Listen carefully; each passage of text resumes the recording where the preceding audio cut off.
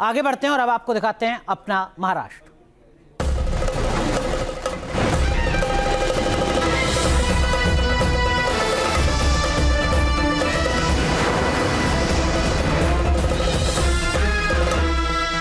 नमस्कार, अपना महाराष्ट्र में आप सभी का स्वागत है। मैं हूं आपके साथ अमृता गर्ग।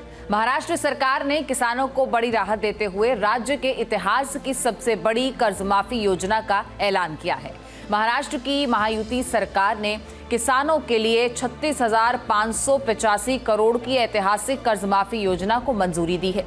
इस योजना के तहत उन किसानों को राहत दी जाएगी जिनका कुल बकाया फसल लोन, मूलधन और ब्याज सहित 2 लाख रुपए तक है। सरकार ने स्पष्ट किया है कि पात्र किसानों का 2 लाख रुपए तक का बकाया कृषि ऋण पूरी तरह से माफ किया जाएगा।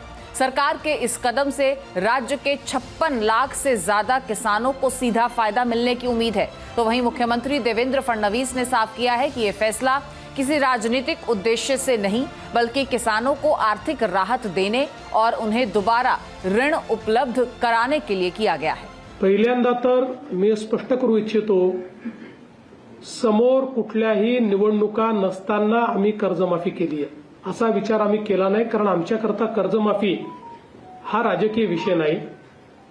आमच्याकरता कर्जमाफी ही शेतकऱ्यांकरता एक आपल्याला आमचा शेतकरी जगला पाहिजे, आमच्या शेतकऱ्याला पुन्हा कर्ज घेण्याची शक्ती प्राप्त झाली पाहिजे याकरताचं एक इन्स्ट्रुमेंट, एक उपकरण म्हणून आम्ही कर्जमाफीकडे पाहतो। पण मला असं वाटतं की आज आपण जर विचार केला तर 36,585 कोटी रुपये आणि 56 लाख शेतकऱ्यांना या कर्जमाफीचा लाभ होणार आहे। मुख्यमंत्री ने यहां ये भी घोषणा की है कि महिला किसानों को कानूनी किसान का दर्जा देने वाला एक बिल विधानसभा के मॉनसून सत्र के दौरान पेश किया जाएगा। किसानों की कर्जमाफी पर उप मुख्यमंत्री एकनाथ शिंदे ने कहा कि राज्य सरकार किसानों की समस्याओं को हल करने के लिए प्रतिबद्ध है और राज्य के खजाने पर पहला अधिकार किसानों का है।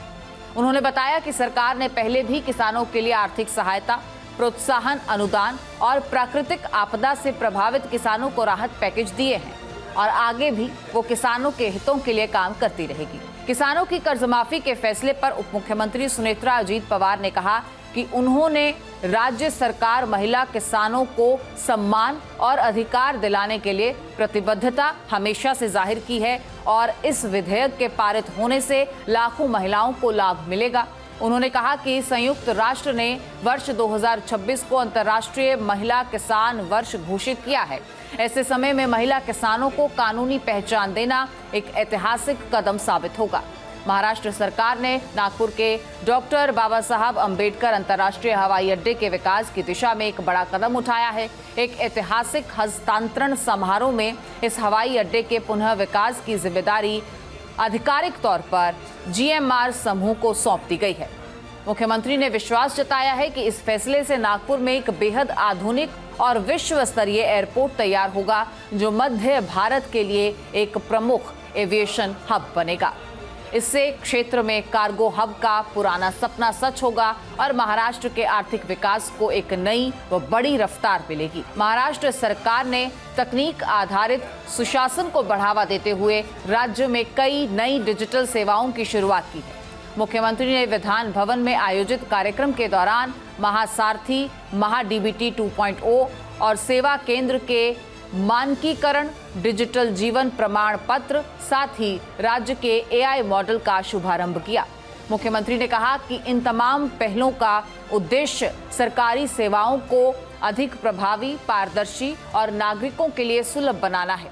इस मौके पर उप मुख्यमंत्री सुनेत्रा अजीत पवार कई मंत्री और वरिष्ठ अधिकारियों के साथ मौजूद रहीं। पंढरपुर में होने वाली आषाढ़ी वारी की तैयारियों को लेकर विधान भवन में मुख्यमंत्री देवेंद्र फडणवीस की अध्यक्षता में समीक्षा बैठक हुई। इस बैठक में विभिन्न विभागों की तैयारियों का जायजा लिया गया। वहीं इस अवसर पर उप मुख्यमंत्री सुनेत्रा अजीत पवार ने बताया कि पालकी उत्सव के प्रमुखों की ओर से रखी गई सभी मांगों के अनुरूप आवश्यक व्यवस्थाएं पूरी कर ली गई हैं। उन्होंने श्रद्धालुओं की सुविधा को सर्वोच्च प्राथमिकता देने के निर्देश दिए हैं। अपना महाराष्ट्र में फिर से मिलेंगे, तब तक के लिए इजाजत दीजिए। नमस्कार।